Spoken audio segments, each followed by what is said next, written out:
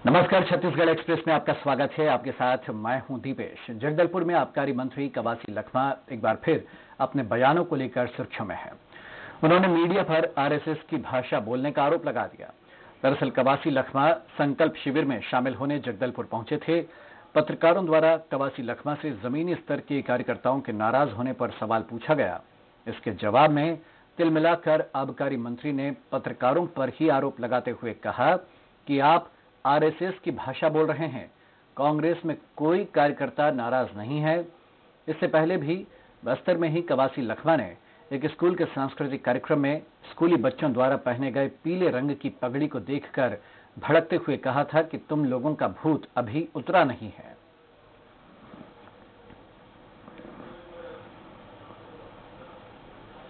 भी कार्यकर्ता कांग्रेस पार्टी का नाराज नहीं है। कांग्रेस पार्टी पहले भी एक थी, आज भी एक है। ये जो आपका भाषा है, ये आरएसएस का भाषा है। ये आरएसएस हमेशा लड़ाने का काम करती।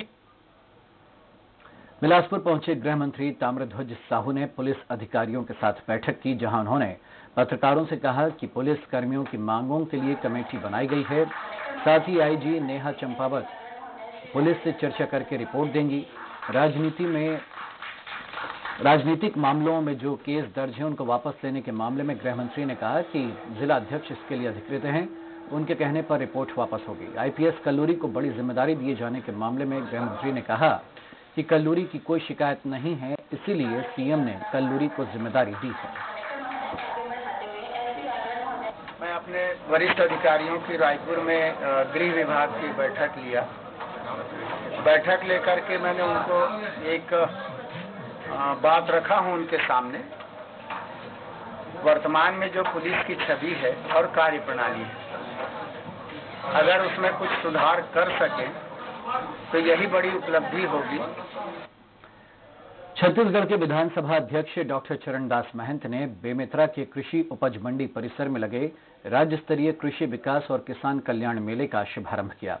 इस मौके पर उन्होंने लोगों को संबोधित करते हुए कहा कि इस मेले से किसान कृषि की नई नई तकनीक की जानकारी लेकर अपनी आय दोगुनी कर सकते हैं।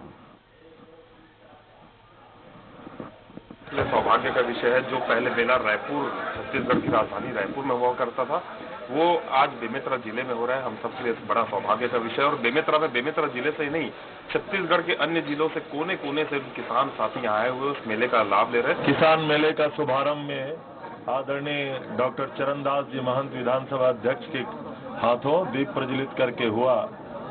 न केवल बेमेतरा, कवर्धा, मुंगेली, मैं ऐसा समझता हूं कि समुचित छत्तीसगढ़ से आज किसानों का आगमन हुआ और पहले दिन ही किसानों के चेहरों में जो उत्साह दिखाई दे रहा है, जो जिज्ञासा दिखाई दे रही है।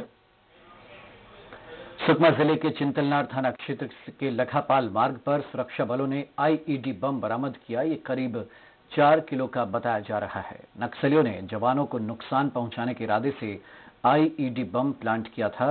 सीआरपीएफ की 223वीं बटालियन के जवानों ने इस बम को नष्ट कर दिया।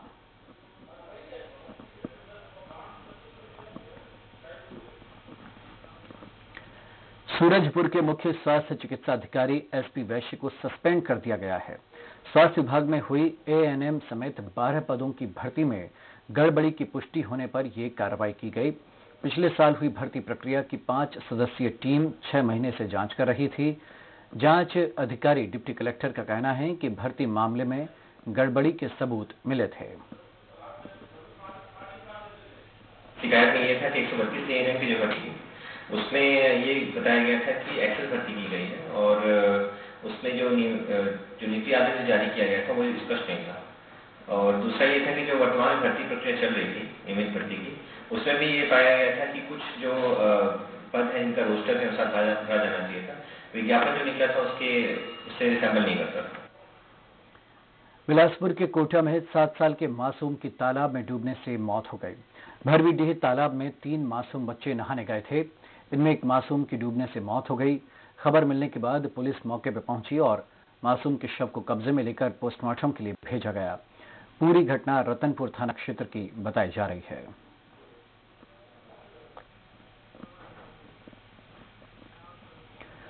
कोरबा में हुए सड़क हादसे में कई युवक की मौत हो गई, साथ ही हादसे में 4 लोग घायल हो गए।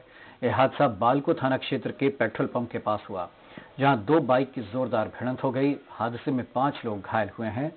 घायलों को स्थानीय लोगों की मदद से जिला अस्पताल में दाखिल कराया गया, जहां एक युवक ने इलाज के दौरान दम तोड़ दिया, वहीं 4 लोगों का निजी अस्पताल में इलाज जारी है। इस हादसे में हुई मौत के बाद परिवार में मातम पसरा हुआ है। कोसाबाड़ी की ओर से मोटरसाइकिल को तेजी और लापरवाही से चलाकर नवनीत गुप्ता की मोटरसाइकिल को एक्सीडेंट कर दिया। जशपुर आरा मार्ग पर एक स्कूटी और पिकअप वाहन के बीच टक्कर हो गई। इस दुर्घटना में 3 लोगों की मौत हो गई, जबकि एक शख्स गंभीर रूप से घायल हो गया।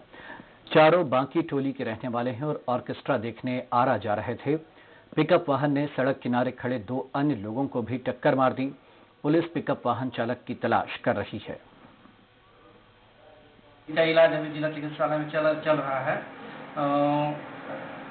दुर्घटनाकारित पिकअप वाहन को जब्त कर लिया गया है। आरोपी की पतासाजी किया जा रहा है। जांजगीर चांपा जिले के सारागांव क्षेत्र में बच्चों को स्कूल ले जा रही बस बेकाबू होकर पलट गई। बस में 14 बच्चे सवार थे। बताया जा रहा है कि बस जयजयपुर के गोकुल डायमंड पब्लिक स्कूल की है, जो सुबह बच्चों को लेकर जा रही थी। हालांकि इस दुर्घटना में बस में सवार बच्चे बाल बाल बच गए। कुछ बच्चों को चोट आई है, जिन्हें फौरन चांपा के बीडीएम अस्पताल ले जाया गया।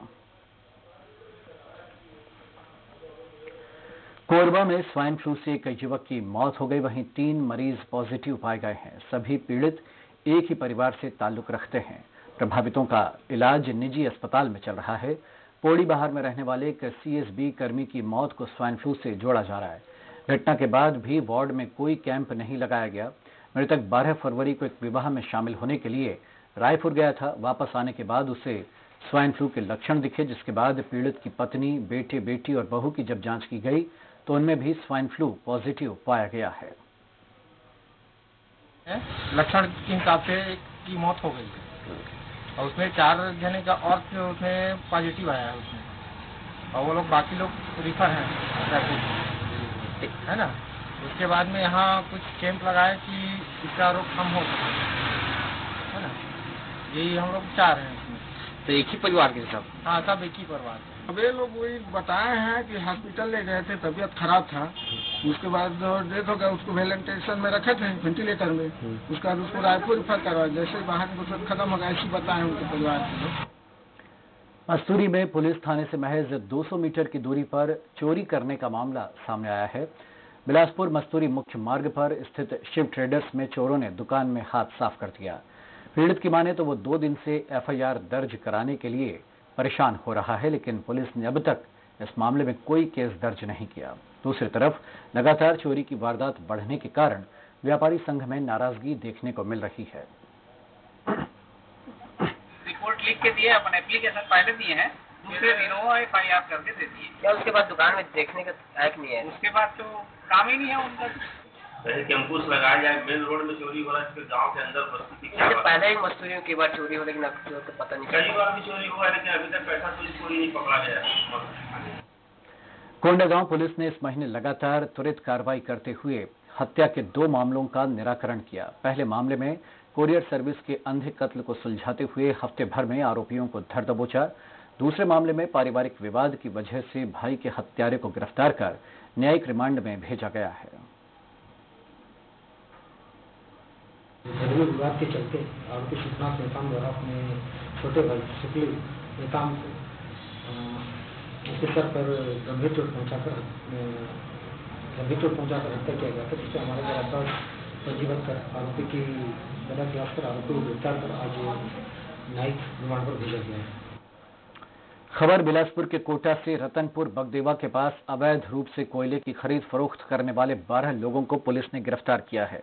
पुलिस अधिकारियों का कहना है कि लंबे समय से शिकायत मिल रही थी कि रतनपुर बगदेवा के पास कोयले की अवैध खरीद फरोख्त चल रही है, जिस पर छापेमार कार्रवाई की गई।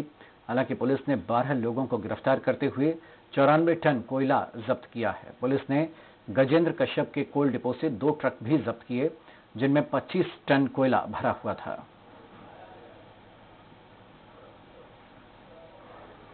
पर वरिष्ठ अधिकारियों को अवगत कराते हुए उनके मार्गदर्शन में रतनपुर पुलिस द्वारा दबिश दिया गया, जिसमें मुख्य आरोपी राकेश खैरवार और राजकुमार कोल, धन्नू केवट, इस तरह कुल 12 लोग पकड़े गए, जिनसे 24 टन कोयला कीमती 96,000 रुपए जब्त किया। बलरामपुर में पुलिस ने दुष्कर्म के मामले में एक आरोपी को गिरफ्तार किया है। बताया जा रहा है कि दिलीप बंगाली तातापानी महोत्सव घूमने आया था। इसी दौरान उसकी मुलाकात नाबालिग से हुई और उसको शादी का झांसा देकर वो अपने साथ ले गया। आरोपी 1 महीने तक नाबालिग से दुष्कर्म करता रहा। परिजनों ने अपहरण की खबर पुलिस को दी, जिसके बाद पुलिस ने इस लड़की को ढूंढ निकाला और आरोपी को गिरफ्तार किया।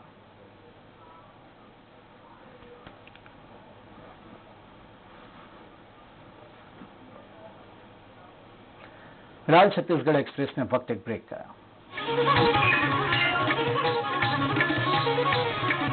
में वन होने का दावा करता है तो इसकी वजह है आदिवासी भाई बहनों का त्याग और इनकी सरल जीवन शैली, जहां मांदर की थाप में इनका अनोखा नृत्य इनकी पहचान है। लेकिन इन आदिवासी भाई बहनों की सरलता को इनकी कमजोरी माना गया और इन्हें वाजिब अधिकारों से वंचित किया जाता रहा। 17 दिसंबर 2018 को मुख्यमंत्री श्री भूपेश बघेल ने शपथ लेने के साथ ही एक संकल्प लिया कि आदिवासियों का विश्वास जीतना उनकी सबसे पहली प्राथमिकता होगी और शुरू हुआ फैसलों का सिलसिला। तेंदुपत्ता आदिवासी संस्कृति का अहम हिस्सा है, क्योंकि इससे होने वाली कमाई से ही इनका घर चलता है। छत्तीसगढ़ की नई सरकार ने तेंदुपत्ता संग्रहण पारिश्रमिक 2500 रुपए से बढ़ाकर 4000 रुपए प्रति मानक बोरा करने की घोषणा कर दी। एक बार में 60% दर बढ़ाने का ये अपने आप में पहला मामला है। इससे आदिवासियों के हाथ में जो पैसे आएंगे उससे वे अपनी मर्जी से अपनी जरूरत की चीजें खरीद पाएंगे। अपना जल, जंगल, जमीन और अपनी जरूरत के फैसले आदिवासी अंचल के लोग खुद करेंगे। आदिवासियों का विश्वास जीतने की हुई शुरुआत। नई सरकार ने जगाई नई आस, गढ़वो नवा छत्तीसगढ़। खेल एवं युवा कल्याण विभाग छत्तीसगढ़ शासन हर वर्ग के बेहतर कल के लिए आयोजित कर रहा है रायपुर हाफ मैराथन 2019। दिनांक 24 फरवरी, स्थान शहीद वीर नारायण सिंह अंतर्राष्ट्रीय क्रिकेट स्टेडियम के पास अटल नगर। समय प्रातः 7:30 बजे से। आप भी हिस्सा बने इस रायपुर हाफ मैराथन 2019 का। खेल एवं युवा कल्याण विभाग छत्तीसगढ़ द्वारा प्रसारित। बस्तर के आदिवासियों को दिखाया गया था औद्योगिक विकास का सपना। अधिग्रहित कर ली गई थी उनकी जमीनें। ना तो जमीन पर उनका अधिकार बचा और ना ही वहां कोई उद्योग लगा। पुनर्वास नीति का भी पालन नहीं हुआ। उद्योग लगाने वालों ने खुद जता दी थी अपनी अरुचि और असमर्थता। लोहंडीगुड़ा में उद्योग के लिए जमीन देने वाला आदिवासी महसूस कर रहा था खुद को ठगा था। जमीन जाऊन रहेगा कहाँ फरावा बोलते रहूं। वक्त बदला, प्रचंड जनादेश से बदली सरकार। नए मुख्यमंत्री ने प्रभावित आदिवासी किसान का दर्द समझा। महज 21 दिन में लिया एक ऐतिहासिक फैसला। किया वो जो देश में पहले कभी नहीं हुआ। 1707 किसानों की अधिग्रहित की गई 4400 एकड़ जमीन पहली बार वापस करने का फैसला लिया। कानून की शपथ लेने वाली सरकार ने भूमि अधिग्रहण अधिनियम 2013 के तहत जमीन वापसी की प्रक्रिया शुरू की। लोहंडीगुड़ा के 10 गांवों के प्रभावित आदिवासियों को अपनी जमीन का मालिकाना हक फिर से मिलेगा। राहुल गांधी जी का सपना था कि किसानों का हम अधिकार देंगे, उनका हक वापस करेंगे। वो सपना हमारे माननीय मुख्यमंत्री जी ने पूरा किया। उनकी उम्मीदों की फसल फिर से लहलहाएगी। जमीन वापसी की खुशी जीवन में नए रंग लाएगी।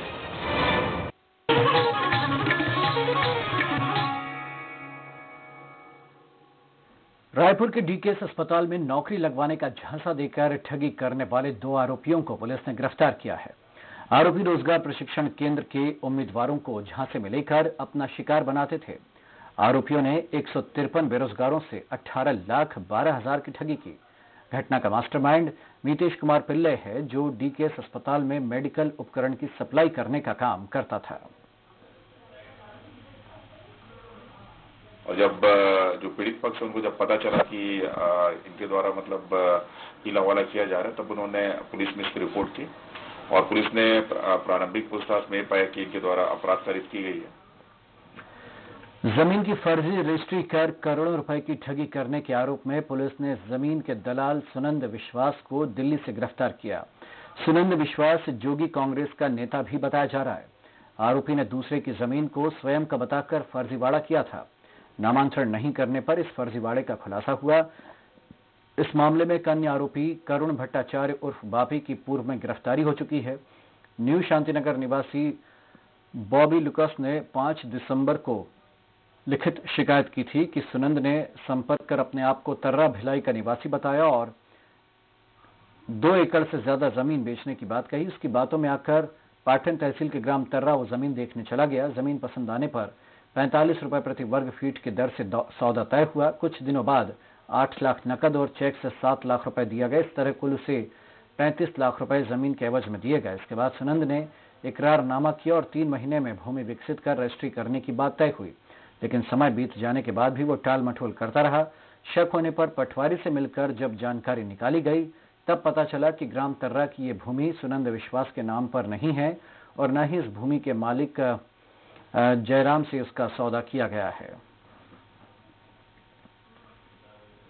बताया था उसके द्वारा प्रार्थी से एक मेरे पास जमीन है उसकी सौदा करवाया था, उससे काफी रकम ले लिया था। उसके बाद घटना के बाद से फरार था वो। कोरिया में एक पिता 1.5 साल से न्याय की गुहार लगा रहा है, लेकिन अभी तक कोई बड़ी कार्रवाई नहीं की गई है।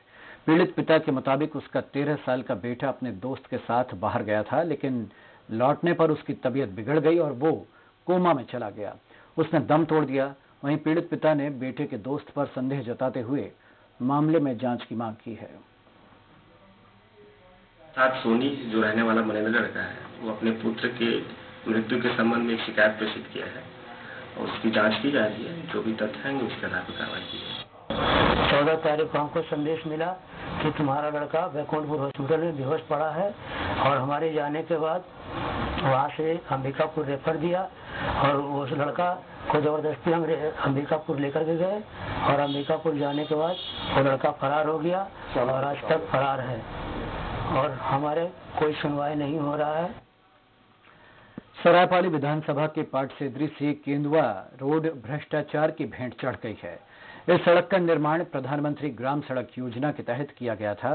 निर्माण के कुछ महीनों के बाद ही सड़क खराब होती चली गई। इस मार्ग की लंबाई 16 किलोमीटर है। सड़क खराब होने के चलते छात्र छात्राओं और ग्रामीणों को कई तरह की समस्याओं का सामना करना पड़ रहा है। इस मार्ग पर आए दिन सड़क हादसे होते हैं। वहीं ग्रामीणों का कहना है कि कई बार शिकायत करने के बाद भी उनकी सुनवाई नहीं की गई है। छत्तीसगढ़ में सरकार बदल गई, लेकिन राशन कार्ड बनाने की प्रक्रिया नहीं बदली। बिलासपुर में इस बार भी पुरानी सरकार के बनाए नियम से ही गरीबों का राशन कार्ड बनाया जा रहा है। जमीनी सत्यापन न होने की वजह से ये गड़बड़ी होते रहती है। जिला सहायक खाद्य अधिकारी ने बताया कि अभी नियमों में कुछ बदलाव हुए हैं, लेकिन उनके पास लिखित में नहीं आए। पहले से ज्यादा गरीबों के आंकड़े बढ़ गए हैं। इसका आंकड़ा पूछकर बताना पड़ेगा। जिला सहायक खाद्य अधिकारी ने भी बताया कि अभी 2 लाख क्विंटल धान संग्रहण केंद्रों में बचा है, जिसको उठाया जाना बाकी है। बालोद की तहसील में तहसीलदार के नहीं रहने से लोगों को परेशानी का सामना करना पड़ता है। लोगों की मांग है कि तहसीलदार के कार्यालय में बैठने का दिन फिक्स किया जाए, जिससे लोगों को तहसील में काम करवाने के लिए चक्कर न काटने पड़े। डोंडी तहसील के तहत 58 ग्राम पंचायत, 1 नगर पालिका और 2 नगर पंचायतें हैं। इसके साथ ही लौह अयस्क की दल्ली राजहरा और महामाया माइंस भी हैं, जिससे लोगों को हर रोज तहसील के काम के लिए आना पड़ता है। मई में मैंने आवेदन किया था खाता विभाजन हेतु, पर अभी तक उसका कोई रीजन नहीं निकल पाया है और मैडम रहती नहीं है। बाबुओं से पूछने पर यही वो बोला जाता है कि मैडम आएंगे तब पेशी लेंगे। शाम को 5 बजे पेशी होता है। गरियाबंद में जिला जेल में आदिवासी कैदी की मौत के बाद लोगों ने हंगामा शुरू कर दिया। पुलिस की जानकारी के मुताबिक मृतक लीलाधर को कुछ ही दिन पहले हिरण के सींग की तस्करी के आरोप में गिरफ्तार किया गया था। शुक्रवार को लीलाधर की अचानक तबीयत खराब हो गई। पुलिस ने इलाज के लिए लीलाधर को रायपुर में भर्ती कराया, जहां उसकी इलाज के दौरान मौत हो गई। खबर मिलते ही आदिवासियों वर्ग के लोगों ने जिला प्रशासन के खिलाफ मोर्चा खोल दिया। शव को डीएफओ कार्यालय के सामने रखकर दोषी अधिकारियों के खिलाफ कार्रवाई की मांग की गई। जिला प्रशासन ने आदिवासी वर्ग के लोगों को किसी तरह समझाकर मामला शांत कराया। व्यक्ति के विरुद्ध सुना हमारे बहुत ही शारीरिक और मानसिक से मजबूत है। ऐसा नहीं लगता कि किसी प्रकार का उनके ऊपर बीमारी हो, तो कहीं का जेल विभाग पर संदेह है कि कहीं तो उनके साथ जाति हुआ है। खबर धर्मजयगढ़ से, जहां एक शराबी शिक्षक का वीडियो जमकर वायरल हो रहा है। वीडियो में शराब के नशे में चूर शिक्षक पूरी तरह इस पद को बदनाम करते नजर आ रहे हैं। स्कूल परिसर में बच्चों को पढ़ाने के बजाय कुर्सी लगाकर न वो नशे में झूम रहा है। ग्रामीणों की माने तो ये इसकी कोई पहली हरकत नहीं है। इसके पहले भी स्कूल में शराब पीकर आना, बच्चों को डांटना, नशे में कुर्सियां तोड़ना, ऐसी आदतें उसकी बेशुमार हैं। परेशान होकर गांव के मुखिया और पालकों द्वारा स्कूल परिसर में इकट्ठा होकर शराबी शिक्षक के खिलाफ कार्रवाई की मांग की गई। वहां पहुंचने पर ग्रामीणों ने देखा कि वो अनाप शनाप बातें कर रहा है और उसकी इस हरकत का एक वीडियो भी बनाया गया। वीडियो में सहायक शिक्षक दीपक टोप्पो नशे में चूर समझाइश देने पहुंचे सरपंच और अभिभावकों से उल जलूल बातें कर रहा है।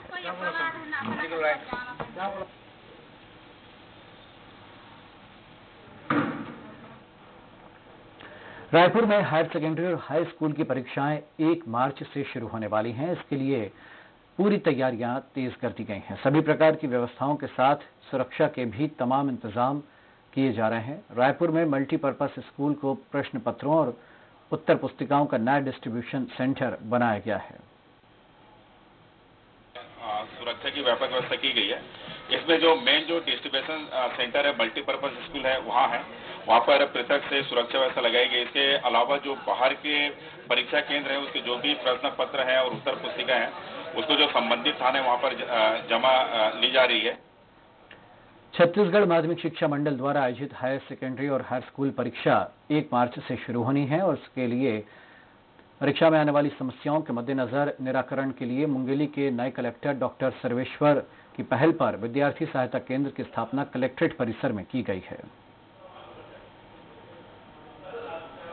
अगर बच्चों को परीक्षा संबंधी कोई तनाव है, कोई गाइडेंस है, कोई परीक्षा का जो समय मैनेजमेंट है, टाइम मैनेजमेंट है और अगर कोई तनाव है, ऐसी स्थिति में अगर उनको तत्काल मार्गदर्शन। सबसे बड़ी समस्या बच्चों की यही रहती है, याद कर रहे हैं और भूल जा रहे हैं।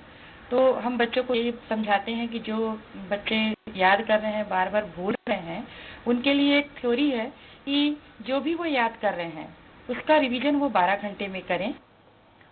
चुनाव से पहले छत्तीसगढ़ के दर्जन भर जिलों के एसपी को सरकार ने इधर से उधर किया, जिनमें चैन दास टंडन को मुंगेली जिले की कमान सौंपी गई है। बिलासपुर में अतिरिक्त पुलिस अधीक्षक के रूप में ये रोडियो जोन में पहले पदस्थ थे। जी, शासन के आदेशानुसार आज तारीख को मैंने अपराह्न में जो है कार्यभार पुलिस अधीक्षक के रूप में किया है। पखांजूर के घोर नक्सल प्रभावित गांव महिलापारा में सिविक एक्शन कार्यक्रम का आयोजन किया गया। बीएसएफ की 114वीं बटालियन ने कार्यक्रम का आयोजन किया, जिसमें देशभक्ति गीतों पर पूरा गांव झूम उठा।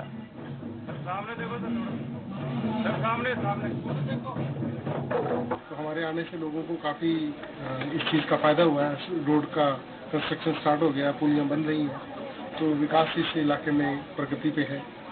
लोगों को इस चीज का काफी फायदा हुआ है।